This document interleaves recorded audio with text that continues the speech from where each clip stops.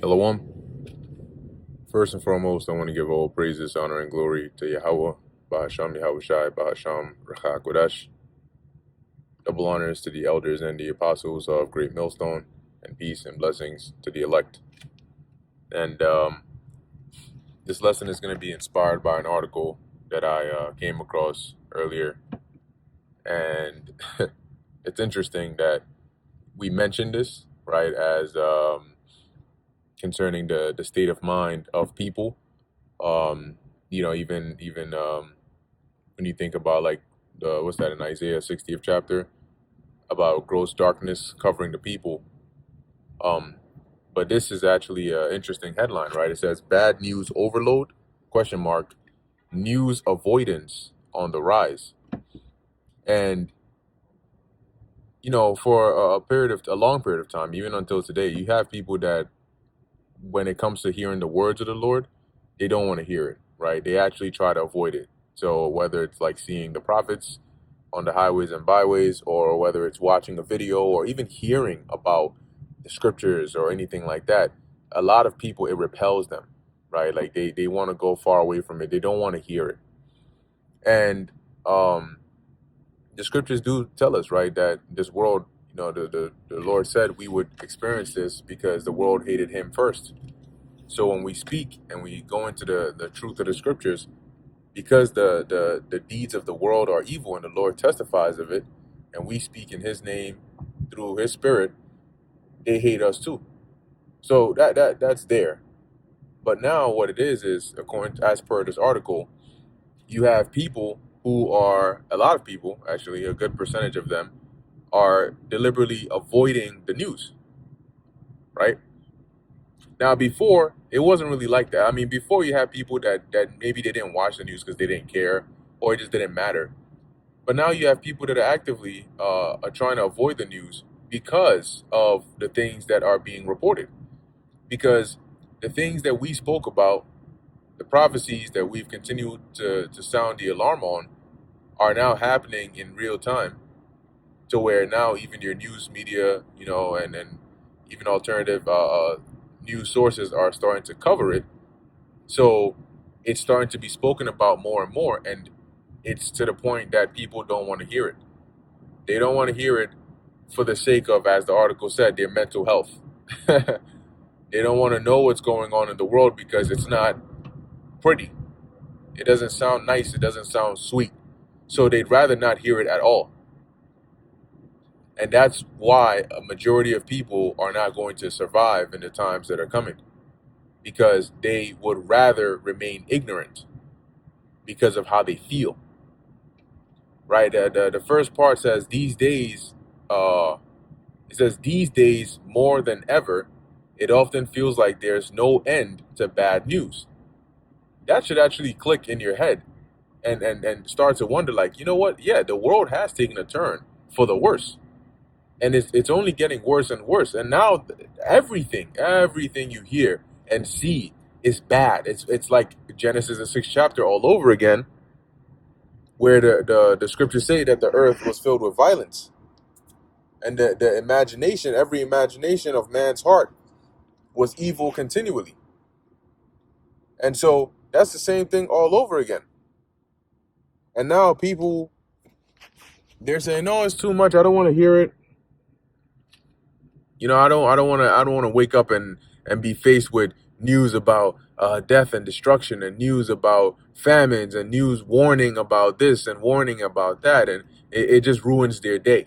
They don't like to hear it. But you do realize that just because you don't like not knowing that there's a fire in the building does not mean there isn't a fire in the building, right? To put it like that.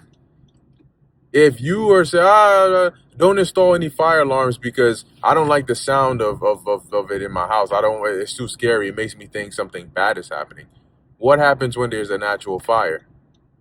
How do you know when there's a natural fire? You don't. So people, for their feelings' sake, their so-called mental health sake, are sacrificing actual knowledge, actual information that is going to be crucial. Because Knowing what's actually happening in the world is very important. So you can be aware and make proper decisions, as opposed to getting caught off guard and finding out the hard way because you were supposed to avoid going out, right? Avoid going out. Salakia, 1 second. So, back to what I was saying. They're sacrificing that, and they don't realize, like, you maybe there was an announcement that went out that said, look, there's, I don't know, there's a dangerous animal in your area. Steer clear of these streets, steer clear of this area here. And then you just say, oh, I turned off the news. I'm avoiding the news. I don't like to see anything on what's going on. So I'm just gonna just live in my little bubble. And then you run into a freaking, I don't know, a bear in the parking lot. And then you look around for help and there's nobody there. And you're not sure what's going. Wait, where's everybody? And why the hell is there a bear over here? And now it's like, shit, the bear is between your car and you. So do you turn around and try to book it, not realizing how fast bears actually are? Or how do you try to get it away from your car and then try to get in your car quick? So what do you do then? And then you realize that nobody was around because everybody else took heed to the warning and steered clear of the area. This is just an example I'm giving, but it highlights the point. So people think that by being oblivious to what's going on in the world, it's better for them. It's not. Okay, it's actually not. It's worse for you.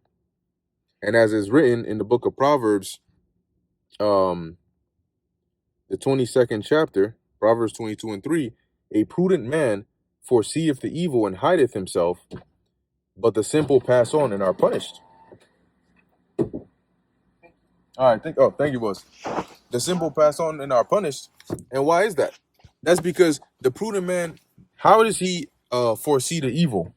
He's paying attention. Right?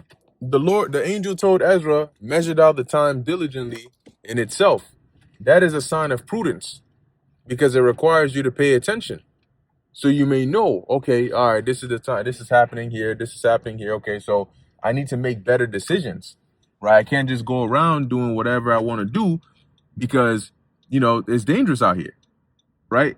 Knowing what's going on with, at least when the conflict was hot, right, with the Iran war, which is going to pick back up. There's going to be another escalation at some point. All right. This is just temporary. But knowing, okay, how does this affect everything else that eventually ties back to your life is important because then you make better decisions. Okay, should I really go out to this place right now and waste gas if I don't have to, knowing that gas prices are rising or that they're going to rise even more because of what's happening in the world? Or, hey, based on what's happening in the world, it looks like, it's going to get worse, right? It looks like it's going to eventually, if we're not careful, which it doesn't matter if you're careful or not, prophecy is prophecy, but eventually it's going to pick up. And these things are important to know. But as the scripture said, the simple pass on and are what? Punished. Okay, they are punished for their lack of prudence and their lack of information. They make bad decisions. You need information to make good decisions, right? To reason about things in the right way. So I found it very interesting that it's like I said, we mentioned this, but now it's actually being published in an article that this is an actual thing. This is an active thing. People are actively seeking to avoid the news. They're seeking to avoid being informed about what's going on in the world. And you hear it when you talk to people. There are people that actually open up their mouths and say it. It says, in the age of social media and constant exposure to news, doom scrolling can take a heavy toll on people's mental well-being. As a consequence, more and more people actively try to avoid the news or at least limit their exposure to it. Do you know why the news is there? I mean, the concept of it, that is, right? Putting aside like the media, propaganda, perception, deception by these elites and all that, but generally speaking, the news and announcements, and these are there to keep you informed. Now, if that's not really needed or necessary, why do you think that people for generations have some form of a concept or idea of this? In different civilizations, different time periods, they all have some form of news. some form of way to stay alert, and to stay in the loop as to what's going on in the world. Why do you think they had that? Right? Why do you think that was necessary for all these years? But this generation, nah. Nah, it's too scary. I don't want to hear that. It's gonna ruin my day. And so, what are you gonna do when it actually happens? They don't have any survival instincts. A lot of people today don't have survival skills. The fact that a lot of people are even going this route shows you that they lack basic common survival skills. You need to know what's going on. Like, you're gonna go into a forest camping and you're not aware of, what where you are, what are like poisonous leaves and what to stay away from, and what to do, what not to do, certain things that attract wild animals, certain, like, or even just not even put yourself in that place to begin with. But you end up there knowing, okay, I'm gonna be in this situation. This is likely what I might see or might face. What do I do in such a case? People don't do that. So they have something here called selective news avoidance, right? As the Reuters Institute calls it, became significantly more widespread across all markets in recent years. Why? Because what also happened in recent years was an uptick in bad news. And all it's doing is it's confirming the things that we've been prophesying about. But ignorance is not going to be bliss for long, because when all hell breaks loose, there will be no place to hide it. Like, okay, you can avoid the news by unsubscribing from certain pages, not turning the TV channel to the news station, just not listening when you hear it around. Okay, that's one thing. But how do you avoid it when it's actually hitting you in real life? How do you avoid that? You avoided the news, so you didn't hear about the bear in the parking lot. But how do you avoid when you're actually in the parking lot and you see the bear? How do you avoid that?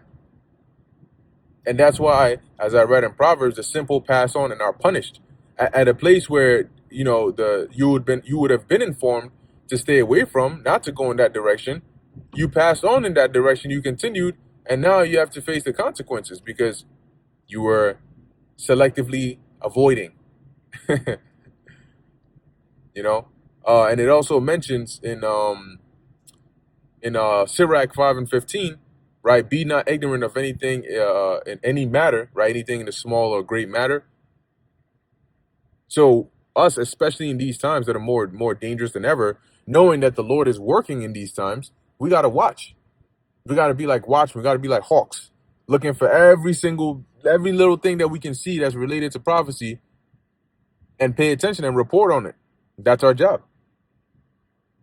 But if we're reporting and you're not trying to hear it, that's going to affect you. Okay? If there's a warning, like, our job is to give the warning. We give the warning, that's it. Like, I mean, then we can't make you take heed to it. That's on you.